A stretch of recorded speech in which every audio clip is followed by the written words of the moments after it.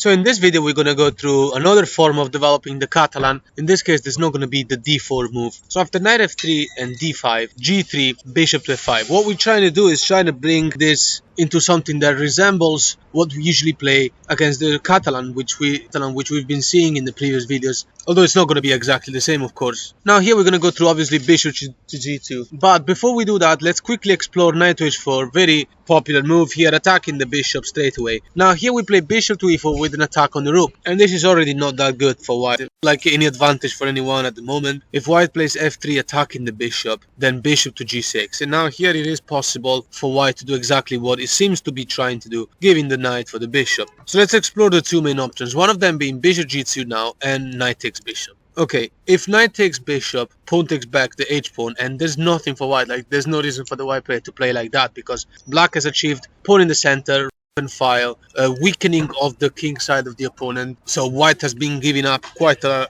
few things for the black player. After bishop g2, now e5, black has already got full center, and after d3, now none of these moves have to happen, but they will have to happen at some point, right? So the order of the moves will be, it's kind of a passive opening, it's a very passive opening, so if you play one move and then the other move comes later, it doesn't really matter, because all moves d5, e5, knight c6 comes now, they were going to happen no matter what. And after castling, black goes on with f5, put more control over the square e4. Well, after e4, how to exploit this? This is already a mistake, and let's punish this. So we're gonna try to look at as many setups as possible. Bishop to c5 comes now, since the white player doesn't have the knight in f3 because he gave it away for our bishop, opening the file for our rook. This is very favorable for us because now the d4 square is weaker and white couldn't really push d4 at all. So now after king to h1 and knight to f6, we're threatening knight to h5. So let's say for example, okay, loses a pawn, knight to e4, threatening knight g3 checkmate, and we are gonna win the bishop as well,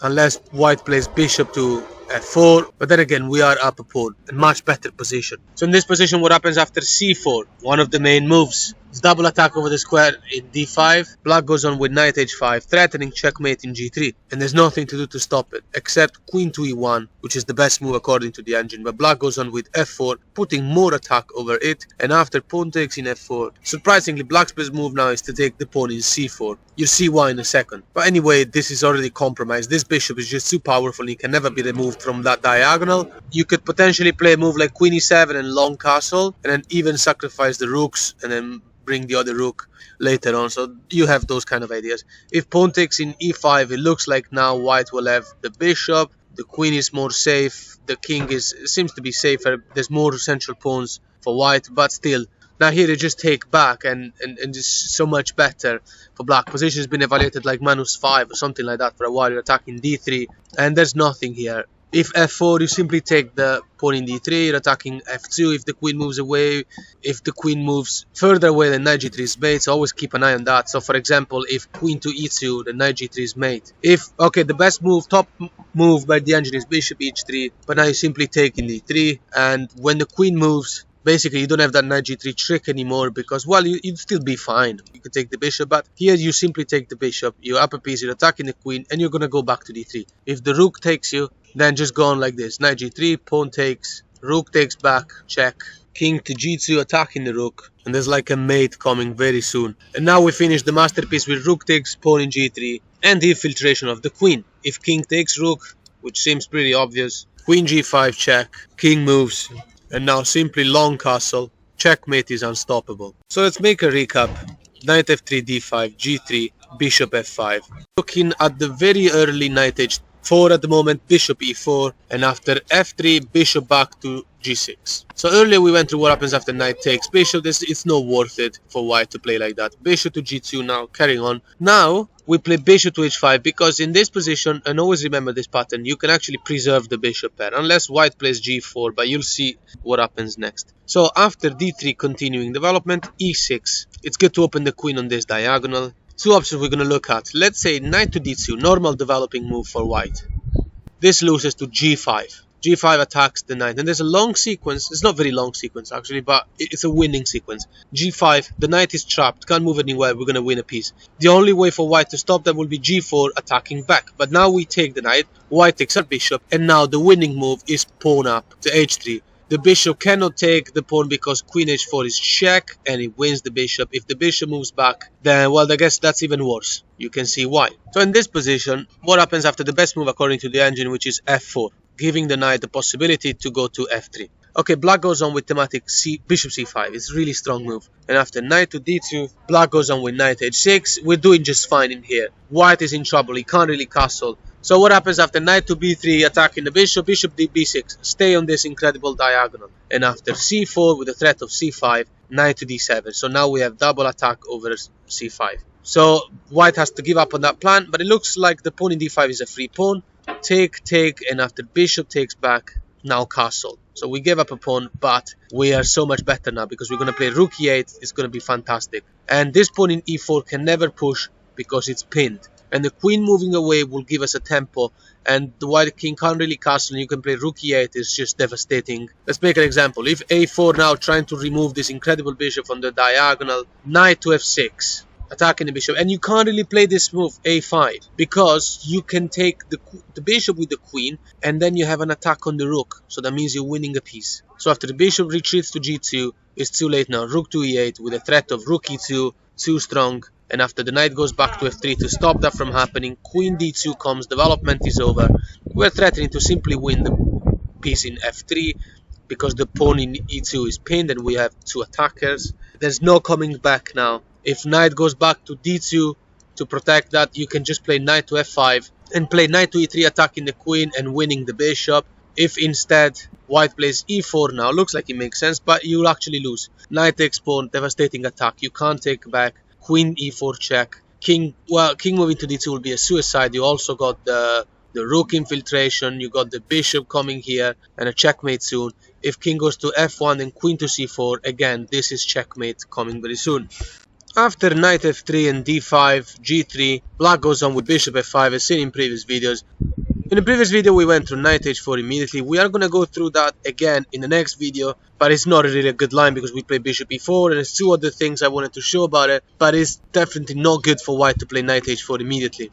Anyway, let's go on through something more popular, like bishop to g2 now, and the idea of playing the Catalan type of setup, right? Castle and then d3, e4 and so on. This is trying to build up something very similar to what we usually play against the Catalan when white 4 to start with. This will help us familiarize with the pattern, so whichever type of Catalan we ever encounter, we'll always play a very similar set of moves. Now here I'm going to go through d3, which is one of the main moves. Of course, you're going to start developing. This allows development of the light square bishop. It allows knight d2 because the white player will have the castle, play rook e1 as seen in previous videos, and play also e4 to put as much attack as possible over the square e4. So we're all fighting for the control of the square, for the future control of the square e4. Let's briefly mention that the knight h4 move now doesn't really have the effect. I mean, even if it had come one move before, it still wouldn't have any effect. But now it's just completely not a threat because black simply plays bishop g4, and after h3 bishop h5, and white cannot enforce the swap between this knight and this bishop even if he wanted to. g4 will be stupid because just like seen in the previous video, we will go on with e6. So white takes and then we take back. In this case white has a pawn in h3, so we don't have the tactic. But this is actually much better for the black player, considering that the white player can't castle this side anymore. It looks terrible, and because also it's very fluid for black to play something like bishop c5. And yeah, if instead the knight moves away, then you can move the bishop away, and you're not in and the white player is not really managing to do that swap. So from the start, g3, bishop f5, bishop g2, and now c6. Okay, if d3, black goes on with knight d7. Developing, and after knight to d2, knight g to f6, we are fighting for the square e4, don't forget that. After castle, e6, and once again, don't worry about knight to h4 because of that usual way we have of dealing with it. Bishop g4, h3, you just go back, g4, you go back, and yes, you are gonna lose the bishop to the knight, but you're gonna open the file for the rook. Is gonna be really good for black, so don't worry about that move. You are going to be able to preserve your bishop pair. And if you get a chance at all in this game to play h6, this position, if you ever play h6, then you're just fine because you can play bishop h7. But you don't really worry too much about it. Let's go on now with the usual plan. Rook to e1, which is why the white player wants to play e4 at some point, right? Black goes on with e5. The idea is to play h6 and be able to retreat the bishop to h7. You don't want to trade this bishop for anything in the center, actually. What happens after e4 now, though? White to move, so e4. Okay, take the pawn. Now there's two ways to take back. Let's look at pawn takes first. Okay, bishop to e6, because now we don't make it in time to play h6. And going to g6 is not good because of knight h4, and in this case the white player will be able to force that swap whilst having a very safe pawn structure. We are happy to play something like bishop to g4 instead of bishop to g6, because if h3 then bishop goes back and then bishop to g6, at least we have induced white to open up some of the castled king. But in this case we just play back to e6, and it looks counterintuitive because what happens after knight to g5? Are we gonna give up the bishop pair? No. Bishop to g4 with an attack on the queen. Do you see? It always goes like this: bishop to h5 and then bishop to g6. In this case we are gonna preserve the bishop pair, and then when we do this, then h6, the knight is going away and we're gonna save the bishop. So after bishop to g4, what happens if knight d to f3? This is wrong. h6. Now the knight only has one square to go, which is h3, but now you play g5 with the idea of very simply take the knight in h3, bishop takes back, and then g4 wins a piece for the black player, so black already has an advantage. And in this position, what happens if the knight goes back to f3, realizing the mistake? Okay, h6. And we no longer have to worry about that. We can just play bishop h5, bishop g6, eventually bishop h7 is always going to be a shelter available. It's not like we have a massive advantage or anything, but black played the opening very well and is better than white. Black has a plan of playing queen to c7, bishop to c5, a5 to allow the bishop to be able to go to a7 and carry on. And in this position, after taking the pawn in e4, what happens after knight takes in e4? Well, this makes it easier. Knight takes back, and after pawn takes back, bishop to g4. We have achieved something very similar to before, except there was a extra swap with the knight in d2. And we're gonna leave it like that. And the plan is the same: bishop to c5, queen c7, a5 to stop white from playing a3, b4, h6 comes anyway. So what happens after this move? Let's look at this move: bishop to e3, stopping us from bishop to c5. Okay, now we play bishop to b4, attacking the rook, and after c3, bishop to e7. And the idea is to play h5, h4. But also, it also depends on what white does. So for example, a move like queen to c2 to connect the rooks, put the rook to in e1, give extra protection to e4, because black will have to play knight f6 at some point. Black plays h6. And after rook a to d1, pinning a knight to the queen, queen to c7, let's get out of that problem. And after a4, best move by white, a5 is best by black. It just stops b4 from ever happening, because you got double attack on it.